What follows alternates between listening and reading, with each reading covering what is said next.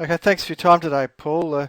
Paul No worries. D'Souza has been involved in the solo ad business for a few years now, and I thought it'd be great to get him online and Sure. throw him a few questions and share some of these wisdom as to how you can make money selling solos as Paul does. So, if you just tell us a bit about yourself, Paul, and I'll ask you those Y- questions. Yeah, sure. Thanks, Ian. I got into solo ads a number of years back. I've been doing various kinds of internet marketing, but solo ads and driving traffic from emails just changed things for me. It became a lot easier to do internet marketing. And in the past 3 years, I've sold well over 1 million clicks and visitors to various people.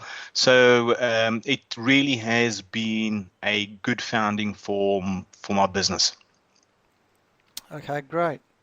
Excellent. And one of the things with solo ads is people obviously have email swipes they Mhm. send out to get the clicks and that. What tips would you have for creating a good email swipe?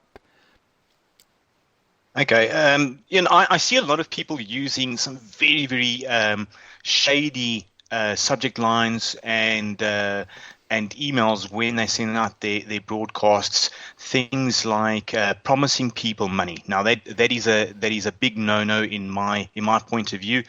Um, what you want to avoid is you want to avoid making any promises or saying things like your commission checks are ready and I want to send you money via PayPal. Those type of things that are going to get your account shut down, so stay away from them. What I can tell you what to do and the type of swipes that you really want is you want to use things.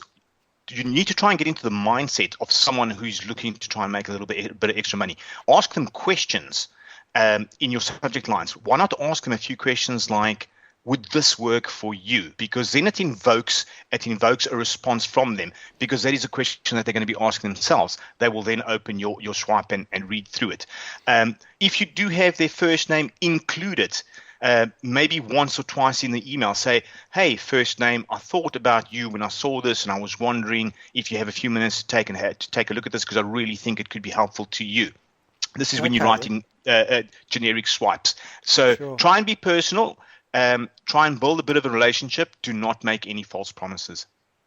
Okay, that sounds great, Paul. Um, what strategies do you use to keep your list fresh? I mean, we know people get burnt and they move on to delete themselves from lists, but what do you do to keep your list fresh? Okay, I'm continuously buying traffic. Okay. Now, it might sound like there's no point to continuously buying traffic if you're not getting an ROI. Sometimes I do lose on when I do purchase a solo, but I have a continuous stream. So I will buy.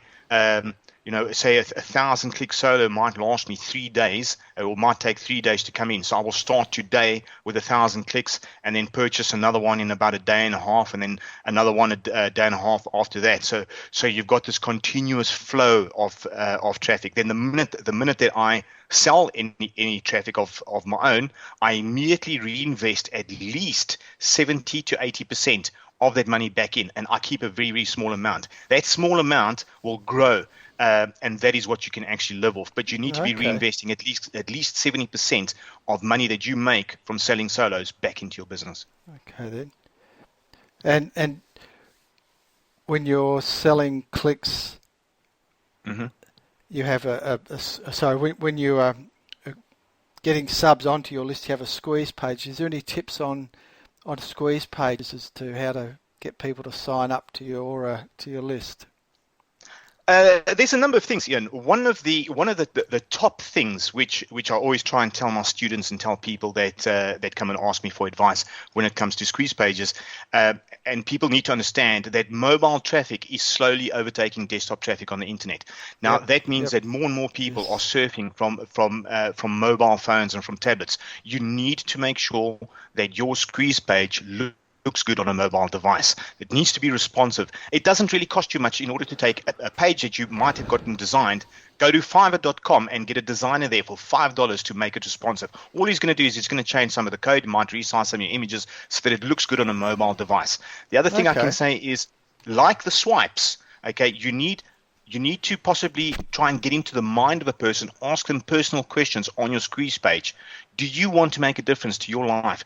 Do you want to help your family achieve something great? Asking questions like that invokes, again, a personal response from the person for them to be able to respond to your page. Those are probably the two best tips I'm going to give you when it comes to building a squeeze page. Okay, excellent, Paul. That's great. And when it comes to buying solos, there's lots of sellers out there. How do you delineate which is a good one and a bad solo seller? How do you work out who to buy from? I made a lot of mistakes when I first started buying solos. I was just buying from anybody that said, "Oh, I've got clicks to sell." I didn't realize the amount of fraud that was out there and the amount of people selling fake traffic, selling bots. I then worked on a strategy of buying small, just to test the responsiveness of somebody's solos, and then I would scale up. Now, the easiest way for me now, there's so many people doing it. Like, how do you sort of sift through?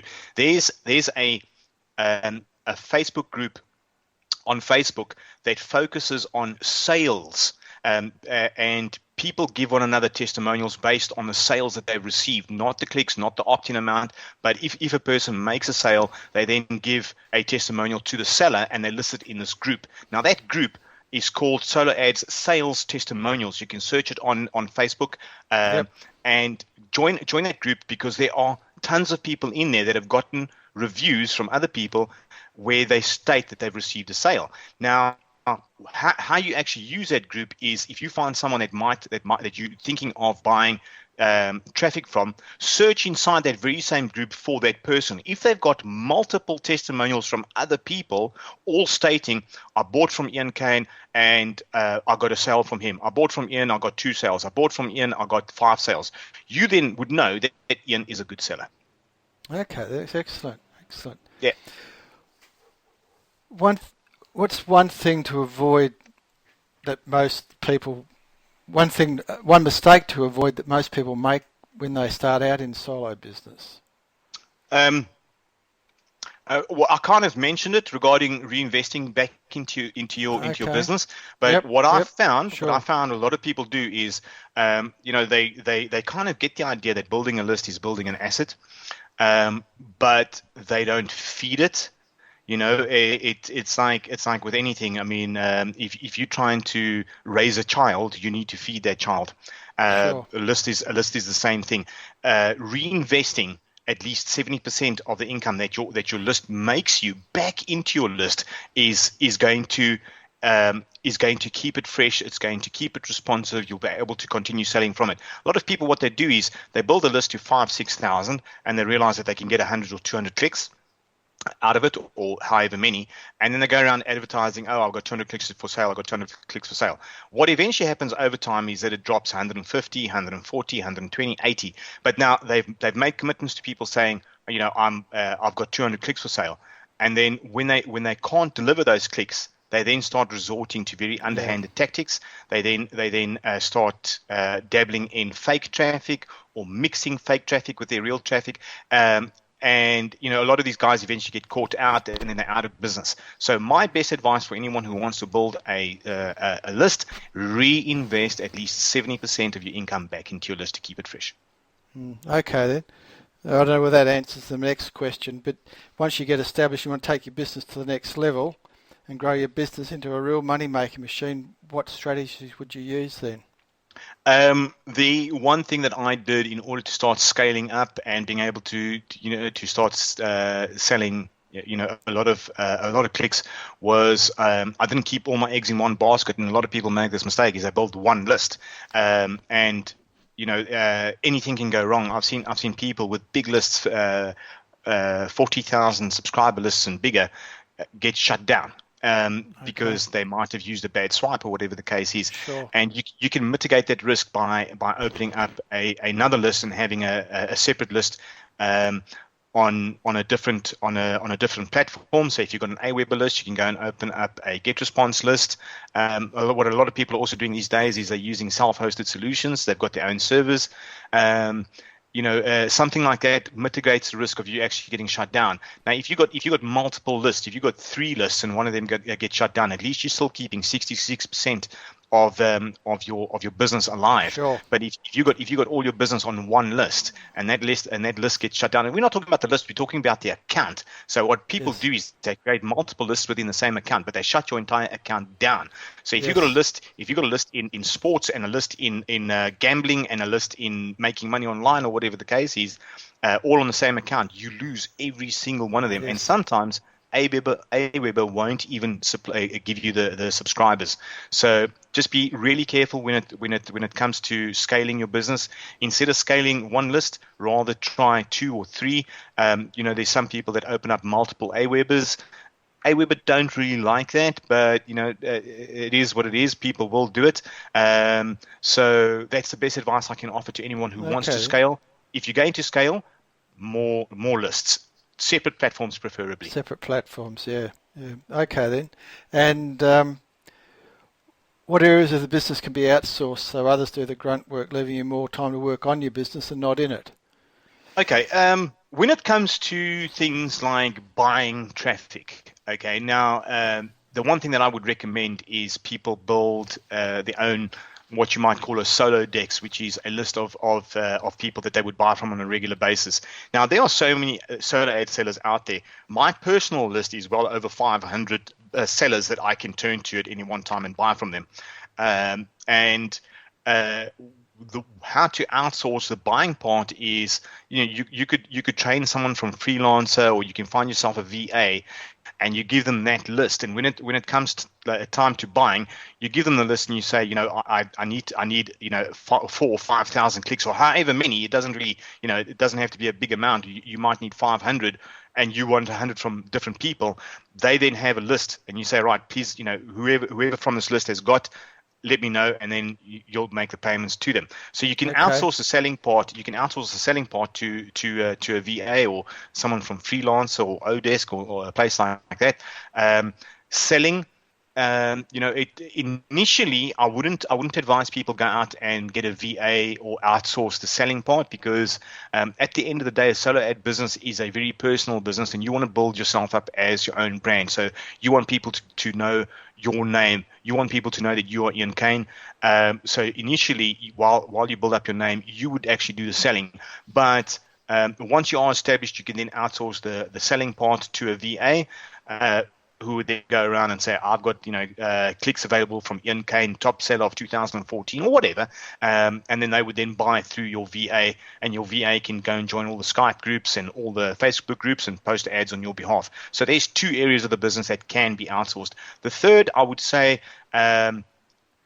writing swipes. Now, writing swipes is a little bit, for me, it's an art. Right? I write swipes that get people's attention, and sort of really try and I use emotional hooks when writing swipes. It's a little bit difficult to try and find a person who will be able to do that for you. But what you can do is you can also, again, go to Odesk, go to a place like that, and find a writer and show them swipes that you like, and get them to write a whole bunch of generic swipes like that for you. That's possibly the third thing. I personally don't really trust people to log into my autoresponders and send mails for me, because you don't know if they're stealing your leads or whatever. So that is something that I still try to keep to myself. But I mean, setting up broadcasts, it takes you a few minutes a day, and you can set up a few days worth. I wouldn't do too many. Aweber, I'm not 100% sure about this, but the minute that Aweber sees that you have too many, there's a likelihood that if you got too many broadcasts set up in advance, they kind of figure out what you're up to, and because they don't really like solo, but they will allow you to be a solo ad seller and use their platform as long as you stay within their guidelines. So I wouldn't set up too many broadcasts. So set yourself, half an hour a day to write a few swipes, and then you can outsource the other 3 things to everybody else. Okay. Excellent. That's great, Paul. Thanks very much for your time today and the words of wisdom you've given. I'm sure there's a lot of information there for people interested in getting involved in the solo business, and I wish you all the best. Thanks, Paul. And